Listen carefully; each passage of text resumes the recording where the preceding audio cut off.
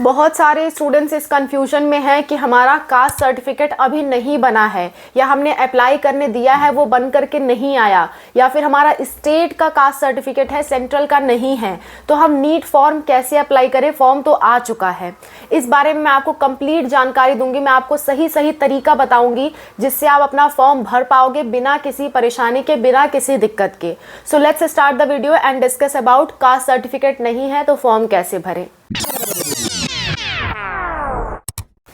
Hello everyone, welcome to spark of classes. This is Suman Yadav. Caste certificate बहुत सारे students के पास नहीं है, आप अकेले नहीं हो जिसके पास कास्ट सर्टिफिकेट नहीं है। तो क्या ऐसे लोग फॉर्म नहीं भर सकते? बिल्कुल भर सकते हैं। मैं आपको सही तरीका बताती हूँ, जिस तरीके से मैं बताऊंगी उसी तरीके से आप फिल करना। आपके पास 3 रास्ते हैं, इन तीनों में से आप क्या चूज करते हो वो आपकी मर्जी है। पर उससे पहले एक बात ध्यान में रख लो कि किसी भी हाल में सिर्फ और सिर्फ सेंट्रल कास्ट सर्टिफिकेट ही भरना, स्टेट वाला मत भरना, रिजेक्ट हो जाएगा, आप जनरल माने जाओगे। स्टेट वाला भरने से आपका कोई फायदा नहीं होने वाला है, सेंट्रल कास्ट सर्टिफिकेट ही होना चाहिए। अगर आपको नहीं मालूम है सेंट्रल कास्ट सर्टिफिकेट और स्टेट कास्ट सर्टिफिकेट कैसे पहचाने, आप कंफ्यूज हो, तो एक बार अनूप सर की ये वीडियो देख सकते हो, सर ने क्लैरिफाई किया है। फिर भी नहीं क्लियर होता है, फिर भी आप डाउट में आते हो, तो एक बार तहसील पे जाके या किसी अच्छे साइबर कैफे पे जाके पता कर लो अपना दिखा करके कि हमारा कौन सा स्टेट वाला है, कौन सा सेंट्रल वाला है। अच्छे से पता कर लेना, फिर ही कास्ट सर्टिफिकेट भरना। स्टेट वाला गलती से भी मत भरना, फॉर्म में प्रॉब्लम आएगी, आपको आना तय है।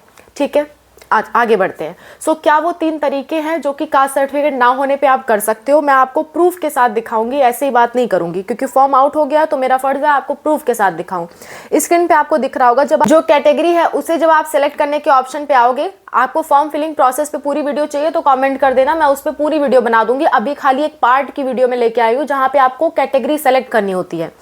तो देखो, ऐसा कुछ आपके सामने पेज आएगा जब कैटेगरी सेलेक्ट करनी होगी। मैं आपको जूम करके दिखाती हूँ। यहाँ पे देखो, श्रेणी कैटेगरी लिखा हुआ है, किस कैटेगरी से आप बिलोंग करते हो। तो वहाँ पे आपके पास ऑप्शन क्या क्या है? जनरल, ईडब्ल्यूएस, ओबीसी, एनसीएल, ठीक है। और आपके पास ऑप्शन है एससी, एसटी, जनरल, ये सारा आपके पास ऑप्शन है। तो पहला तरीका तो ये है कि आप ओबीसी एनसीएल चूज करो। मैं ओबीसी हूँ तो मैंने ओबीसी एनसीएल चूज करके आपको बताया है। फिर दूसरे में पुष्टि करने बोला तो सेम कैटेगरी आप चूज करोगे। फिर नीचे ध्यान से पढ़ो, क्या आपके पास किसी अधिकृत सरकारी कार्यालय द्वारा जारी किया गया मान्य और सक्रिय श्रेणी प्रमाण पत्र है? मतलब आपके पास कास्ट सर्टिफिकेट है प्रेजेंट टाइम में या नहीं है? तो अगर नहीं है तो आपके लिए एक ऑप्शन है, देखो लिखा हुआ है, no I have applied but awaiting the certificate. आपने अप्लाई कर दिया है लेकिन अभी सर्टिफिकेट बन करके नहीं आया, तो ऐसे केस में आप नो पे क्लिक कर देना। बात समझ में आ रही है? ध्यान से सुनो, अगर आपने सर्टिफिकेट अप्लाई कर रखा है और आपका अभी बन करके नहीं आया, आपके पास सर्टिफिकेट नहीं है, तो कोई चिंता वाली बात नहीं है। आप यहाँ पे नो वाले ऑप्शन पे टिक कर दोगे, ठीक है। नो वाले ऑप्शन पे टिक करोगे तो आपसे 3 और जानकारी मांगेगा। क्या क्या मांगेगा मैं आपको दिखा रही हूँ। पहली बात तो ये मांगेगा कि श्रेणी प्रमाण पत्र यानी कैटेगरी सर्टिफिकेट का जो रिसिप्ट नंबर है वो रिसिप्ट नंबर बताओ। रिसिप्ट नंबर आपको मिला होगा जब भी आप अप्लाई करने जाते हो। नहीं मिला है तो आप जहाँ पे अप्लाई करने गए हो वहाँ पे कांटेक्ट करो, वो आपको रिसिप्ट नंबर दे देंगे। दूसरी बात, किस दिन आपने अप्लाई किया, किस डेट को आपने अप्लाई किया, वो डेट आपको भरनी होगी। तीसरी बात, आपको उस प्राधिकारी का नाम भरना होगा जिसके अंतर्गत आपने आवेदन के लिए दिया है। मान लो आपने साइबर कैफे पे कांटेक्ट किया हो तो साइबर कैफे वाले से पूछ लेना कि किस अधिकारी के अंतर्गत ये बनता है, तो वो आपको नाम बता देंगे। नहीं पता चलता है तो तहसील पे जाके पूछ लेना। ये 2 रास्ते हैं।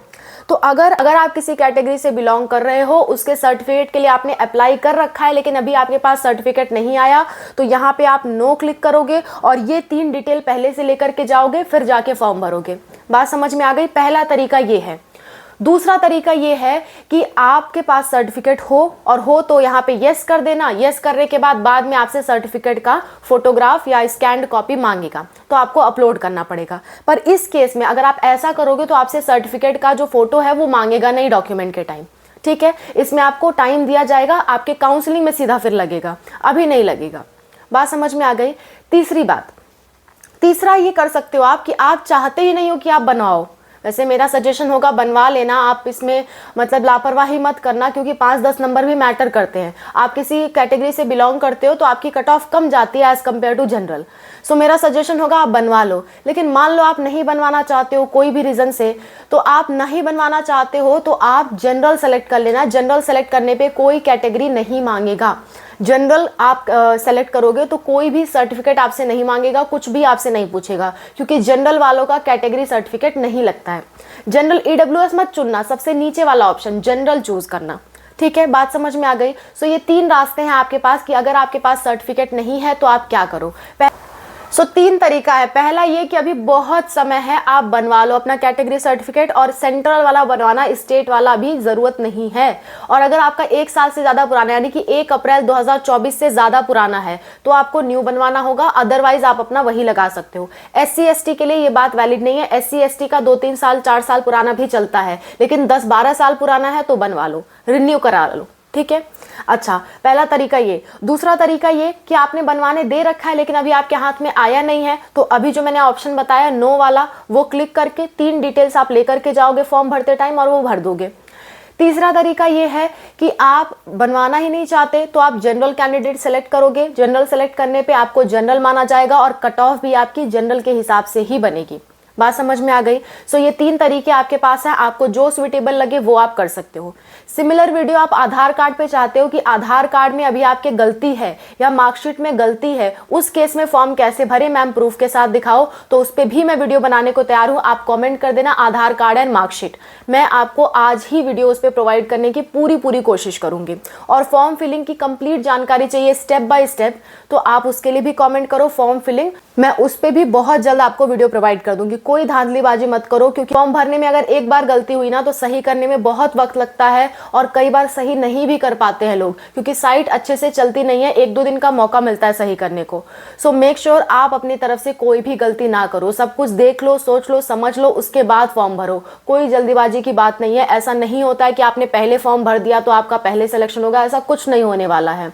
आप आराम से फॉर्म भर सकते हो, एक पूरा महीना का टाइम है। जल्दीबाजी मत करो, सब कुछ देख समझ के 3-4 दिन बाद आराम से फॉर्म भरना। ठीक है, that's all. Thank you so much for watching. Wish you all the best for whatever you are going to do. Bye, take care.